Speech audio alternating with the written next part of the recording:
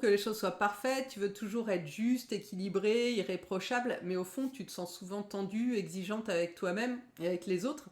Et si cette pression venait d'une blessure que tu portes depuis l'enfance? Je suis Anne Bérangère, ancienne ingénieure devenue hypnothérapeute et formatrice, aussi formée aux neurosciences, et j'aide aujourd'hui les personnes stressées ou anxieuses à se libérer des schémas inconscients qui les bloquent et à devenir créatrices de leur vie grâce à l'auto-hypnose active. Et cette vidéo, elle s'inscrit dans une série où j'explore les 5 blessures émotionnelles de l'enfance à la lumière des écrits de Lise Bourbeau et également d'une formation de 2 jours que j'ai suivie sur le sujet et qui parfois diffère un peu. Je fais un petit mix de tout ça. Et aujourd'hui, on parle de la blessure d'injustice, celle qui vous pousse à tout contrôler, à jamais montrer vos failles et qui vous empêche parfois de vous détendre, tout simplement. On va voir ensemble d'où elle vient, comment elle vous sabote sans que vous vous en rendiez compte et surtout comment commencer à s'en libérer. Restez bien jusqu'à la fin, je vous montrerai aussi ce qu'on peut faire concrètement pour apaiser cette pression intérieure. Alors cette blessure, comme les 4 autres, elle peut avoir un impact profond sur notre bien-être émotionnel, sur notre développement personnel et jouer un rôle significatif dans la manière dont on interagit avec le monde et les autres, comment nous percevons. Si vous n'avez pas encore vu la vidéo sur la blessure de rejet, je vous invite à la regarder avant celle-ci parce que j'y fais parfois référence parce qu'elles vont un peu ensemble, on le verra. Et pour les personnes qui n'ont pas encore suivi ma formation gratuite sur les pouvoirs du cerveau, alors déjà je vous invite à vous inscrire à la prochaine, le lien est sous la vidéo. Mais avant de commencer, du coup je vous fais une rapide définition parce que je vais beaucoup en parler. Quand je parle de l'inconscient, je sous-entends tout ce qui n'est pas conscient. J'inclus là-dedans tout ce qui est géré en automatique par notre cerveau, c'est-à-dire quasiment tout dans notre vie, les comportements, les réactions, les émotions, le corps aussi, tout ce qui se gère tout seul sans qu'on y réfléchisse. Voilà. Petite définition rapide. Alors, pour commencer, toujours la même structure dans ces vidéos, on va commencer par voir comment elle se forme, cette blessure d'injustice. En général, celle-ci, elle se forme entre 4 et 6 ans, donc c'est un peu plus tard que la blessure de rejet. Et c'est un enfant qui a souffert de la froideur du parent du même sexe. Alors, à chaque fois, les blessures, elles sont liées aux parents du même sexe ou du sexe opposé. Donc, du même sexe, ça veut dire que si vous êtes une fille, c'est lié à votre mère. Et si vous êtes un garçon, c'est lié à votre père. Et donc, c'est un enfant qui a souffert de cette froideur, qui n'a pas pu s'exprimer et être lui-même avec ce parent. Voilà, être tout simplement lui-même. C'est pour ça qu'elle est liée à la blessure de rejet, parce que c'est lié aux mêmes parents, du même sexe. Et quand la blessure de rejet, c'est notre blessure dominante, on a forcément l'injustice aussi qui traîne derrière. Pour autant, parfois, c'est l'injustice qui peut être la dominante. Et donc, la réaction, ce qui s'est passé avec cette blessure, c'est que l'enfant a réagi en se coupant de sa sensibilité, en s'imposant de performer et d'être parfait. Au niveau des caractéristiques physiques, le corps, c'est un corps qui est bien proportionné, une posture droite, des épaules carrées. En fait, on est dans la perfection. L'inconscient, il fait en sorte que le corps soit d'apparence parfaite. Donc, ventre plat ou rentré. Et il fait en sorte que ce soit parfait en fonction des standards de la personne. Parce que, on va le voir, quand je parle de perfection, là, partout, c'est ce que la personne pense être la perfection, bien sûr. Donc voilà, l'inconscient modèle le corps en fonction de ça. Et puis souvent ça peut être une mâchoire serrée, une voix sèche, rapide. Voilà. Au niveau des manifestations de cette blessure, de ces symptômes de cette blessure d'injustice, ça peut se manifester bien sûr de plein de façons.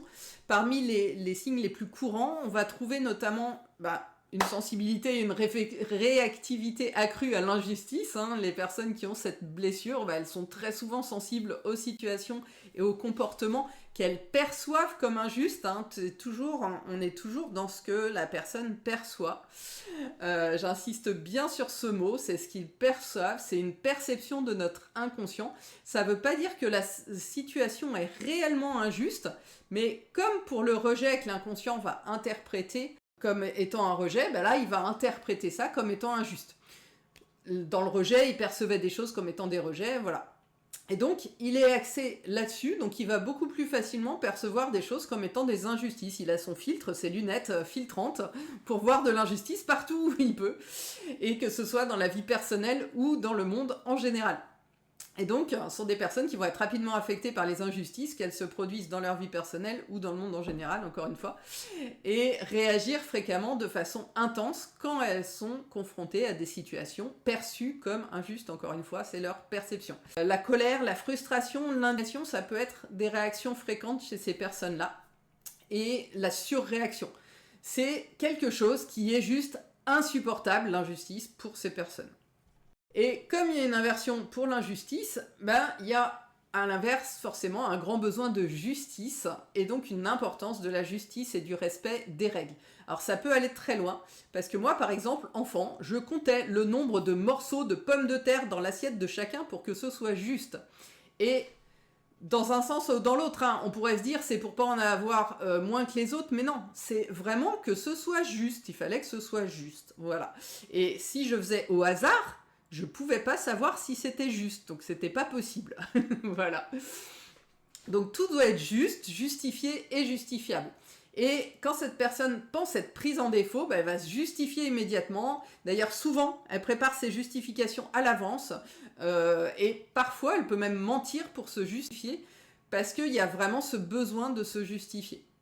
Mais elles ne se rendent pas compte que souvent, en fait, elles exagèrent les faits ou les accusations, parce qu'elles sont en mode extrême, en fait. Parce que cette justice-injustice, c'est quelque chose de tellement fort pour elles, au point que ça devient injuste pour les autres ou pour elles-mêmes, parce que c'est poussé à l'extrême, donc on bascule, en fait. Et elle peut aussi, cette personne qui a une blessure d'injustice, interrompre quelqu'un si elle estime que la personne n'a pas été juste dans ses propos, parce que ça va être quelque chose d'insupportable, donc elle va interrompre la personne pour rétablir la justice ou la justesse des mots. Je l'ai dit aussi, son but c'est d'être parfaite, et donc la personne qui a une blessure d'injustice, elle veut toujours se montrer positive, se montrer optimiste et aussi vivante, dynamique, même quand elle est crevée. En général, elle ne dira pas qu'elle a des problèmes ou que des choses la dérangent, ou alors en les minimisant, c'est pas grave, voilà, c'est comme ça, c'est en passant, je vais m'en sortir, tout va bien. Parce qu'il faut vraiment que les choses paraissent être parfaites. Elle va être aussi potentiellement dure envers son corps, c'est-à-dire difficile au froid et à la douleur. Elle va rarement admettre être malade. Tout ça, ça va dans le sens de ce que je viens de dire, hein, elle est toujours positive et elle en est fière. Donc tout va bien. même si j'ai mal, tout va bien. Elle va être aussi très exigeante, potentiellement, envers elle-même. Elle se croit appréciée surtout pour ce qu'elle fait et pour son apparence.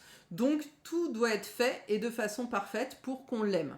Et y compris vis-à-vis d'elle-même. Pour accepter de se faire plaisir, il faut qu'elle l'ait mérité en ayant bien travaillé. Donc, c'est une personne qui va s'en demander beaucoup, qui veut performer, qui ne respecte pas ses limites. Et c'est valable aussi pour les autres. Par exemple, elle ne va pas supporter les paresseux, entre guillemets, les personnes qu'elle trouve être paresseuses.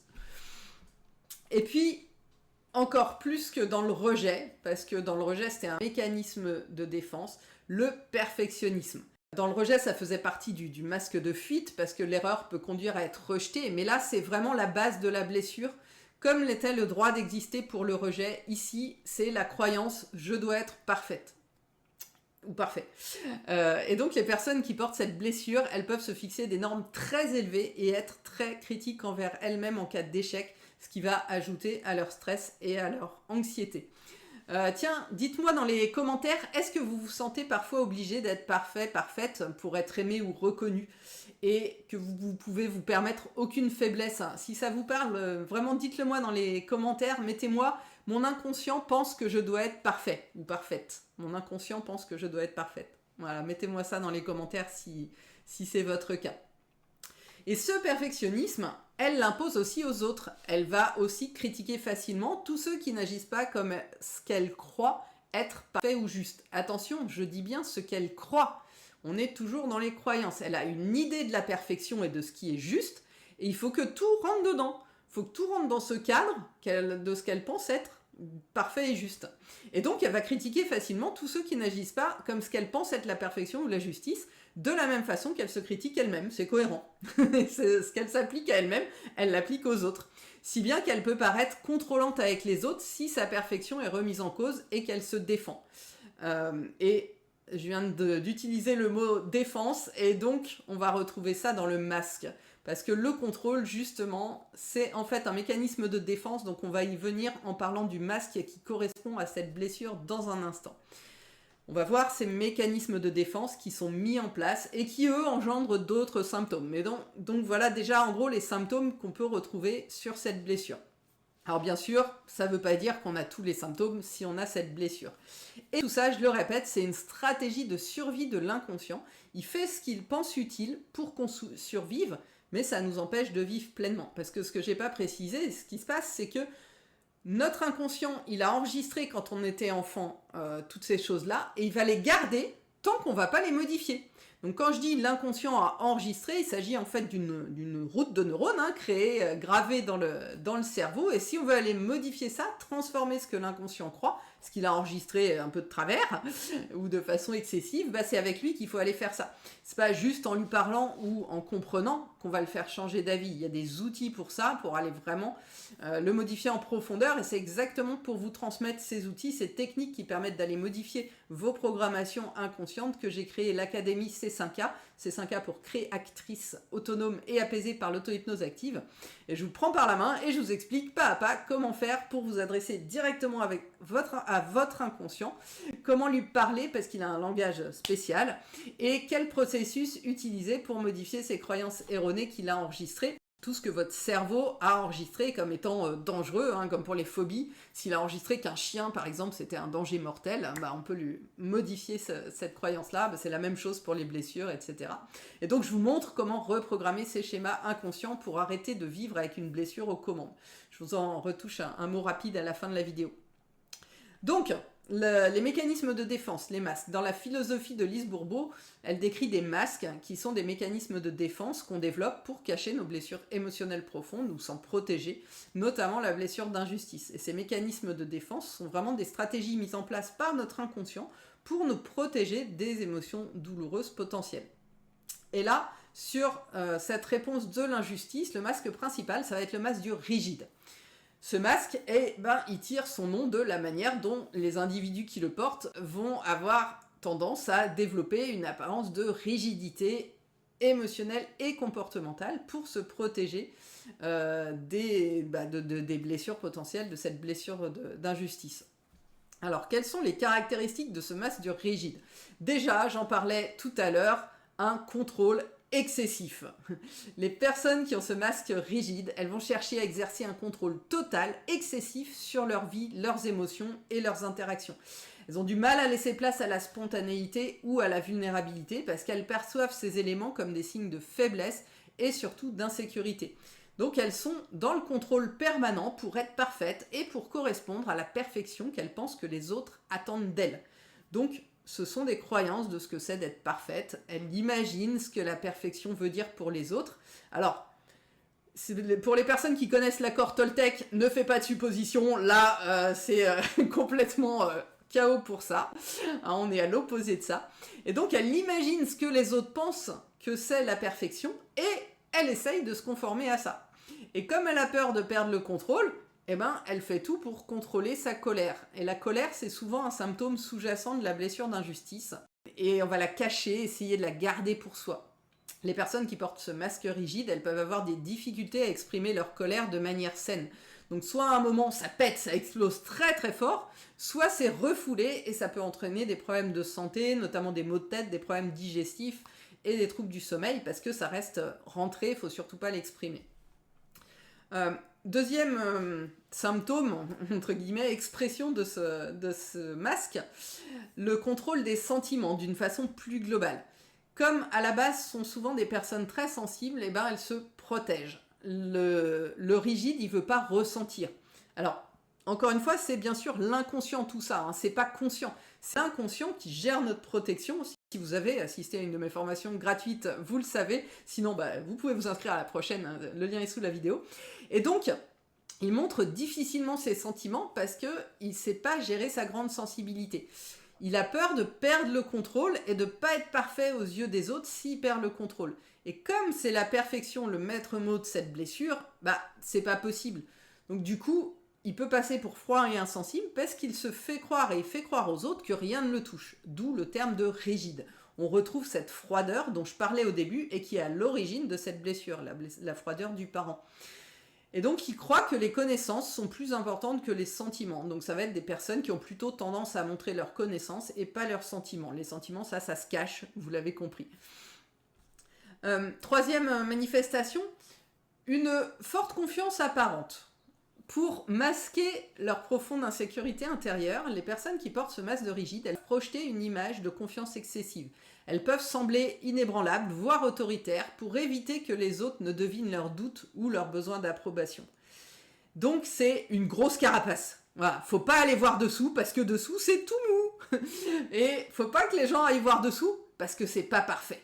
Donc il faut absolument cette carapace, pour pas que les gens voient que je suis pas parfaite. Voilà. Quatrième chose, le respect des règles, comme je le disais tout à l'heure, va être très rigide sur les règles. Alors, enfin sur certaines règles. Après, tout est nuançable, mais sur certaines règles, voilà. Une règle, c'est une règle, faut être dedans. Faut pas être un tout petit peu à côté, c'est comme ça, c'est une règle. C'est comme ça que l'inconscient se sent en sécurité.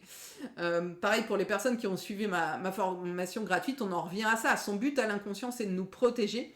Et pour ces personnes-là, on est en sécurité quand on est dans le cadre et quand tout est parfait. Donc, on tourne toujours bien autour de ça. Et puis, autre manifestation possible de ce masque rigide, c'est quelqu'un qui peut être cassant, intransigeant. Parce que quand il atteint sa limite, quand l'inconscient passe en mode stress, en mode défense, donc, on se relie à ma vidéo sur les types de réactions au stress, si vous ne l'avez pas vu, je vous invite à la voir, on voit justement ce mode-là. Et donc il passe en mode protection et il peut être très cassant, sarcastique, entêté, intransigeant, voilà, on est dans la rigidité. Et quand le masque de rigide se manifeste, c'est comme ça et pas autrement, c'est carré. Alors, c'est un masque que je trouve qu'on reconnaît assez bien, celui-là. Quand il y a cette rigidité, on peut le voir même dans son corps, ou dans son propre corps, si c'est nous, ou dans celui des autres. On sent quand le corps se tend, se crispe, et voilà, droit, tendu, crispé. Il est rigide lui aussi, vraiment. Moi, je le repère vraiment chez les gens, dans mon entourage, et souvent j'ai du mal quand il y a cette rigidité, cette froideur chez les autres. C'est peut-être pour ça que je la repère plus, je sais pas, mais tout de suite je la ressens, cette rigidité, cette froideur, et ça met une distance en fait. Et en tout cas, moi je trouve ça assez visible. Donc vous me direz, tiens, dites-moi dans les commentaires si vous avez déjà repéré ça chez des personnes. Et sinon, soyez attentifs dans les jours et les semaines qui viennent et venez me redire si effectivement vous avez ressenti ça, soit chez vous, ou si vous sentez qu'il y a des moments où vous passez en mode muraille, soit chez les autres, où vous vous retrouvez face à un mur. Alors les conséquences de ce masque de rigide, il peut avoir plein de conséquences du coup sur la vie des personnes qui le portent. Notamment des difficultés dans les relations, je vais y arriver, parce que le besoin de contrôle et la répression des émotions, ça peut rendre difficile justement la connexion émotionnelle, et encore plus notamment dans la relation intime, des difficultés dans les relations intimes. Il peut y avoir des niveaux élevés de stress et d'anxiété, notamment à cause du perfectionnisme et de l'incapacité à gérer les émotions de manière saine, on va dire, et plus la volonté de contrôle aussi. Tout ça, ça va générer beaucoup de stress, d'anxiété. Et puis, il peut y avoir aussi un sentiment de solitude, parce que le masque rigide, il peut entraîner un isolement émotionnel en empêchant les gens de partager leurs vraies pensées et émotions. Et je le disais, moi, ça met de la distance avec la personne quand je sens qu'elle met ce masque rigide. Donc, voilà. C'est un peu, en fait, comme si cette personne, elle jouait un rôle sans pouvoir jamais vraiment être elle-même, puisque il faut être parfait, et comme elle l'est pas, puisque personne n'est parfait, elle met le masque de parfait par-dessus, en fait, ou le casque. Comme si, du coup, il y avait une barrière avec les autres, parce qu'il y a ce masque entre les deux. Alors, on a vu les origines, les manifestations, le masque, donc les mécanismes de défense, et un dernier point que j'aborde toujours dans ces vidéos, c'est le fait qu'une blessure est toujours associée à une peur, et pour la blessure d'injustice, c'est la peur de la flexibilité, de pas de règles claires. Parce que, comme elle doit être parfaite et respecter les règles, s'il n'y a pas de règles claires, si c'est flexible, c'est la cata. Comment elle fait? Comment elle fait pour être parfaite si elle ne sait pas ce qu'elle doit être? Donc c'est de la super insécurité. À moins d'avoir cette capacité d'arriver à se créer des règles, auquel cas ça fait un travail supplémentaire de se créer un cadre, des règles, etc., pour arriver à ressentir la sécurité dans cette flexibilité, mais sinon c'est l'insécurité totale. Donc voilà, la peur qui est associée à cette blessure, c'est la flexibilité.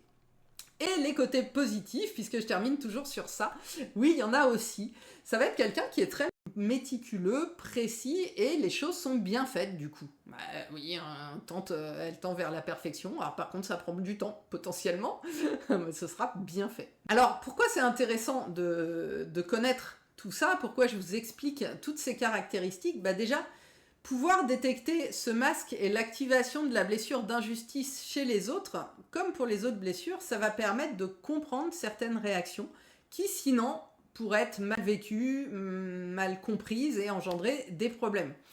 Quelqu'un qui a une blessure d'injustice, elle peut paraître froide et très rigide et donc donner l'impression de vous diriger, etc. Tout ce qu'on a vu dans cette vidéo. Donc ayez bien ça en tête. Moi, une fois que j'ai compris ça, il y a une personne proche de moi qui a cette blessure. Et je pense que j'aurais réagi vraiment bien différemment si j'avais eu ça en tête plus tôt.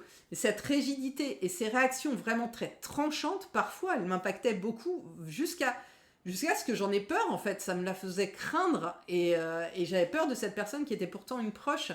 Et donc, avoir ça en tête déjà vis-à-vis des autres, ça permet de se protéger soi. Parce qu'on sait que si la personne réagit comme ça, c'est pas vis-à-vis de nous. C'est pas parce qu'on a fait quelque chose qu'il fallait pas. C'est pas parce qu'elle nous aime pas. Alors si on a une blessure de rejet, voilà, c'est pas parce qu'elle nous rejette, attention. Parce qu'une rigide face à une rejet, ça peut faire des éclats. Donc non, si la personne réagit de façon rigide ou froide à quelque chose, c'est pas de votre faute, c'est parce qu'elle a cette blessure.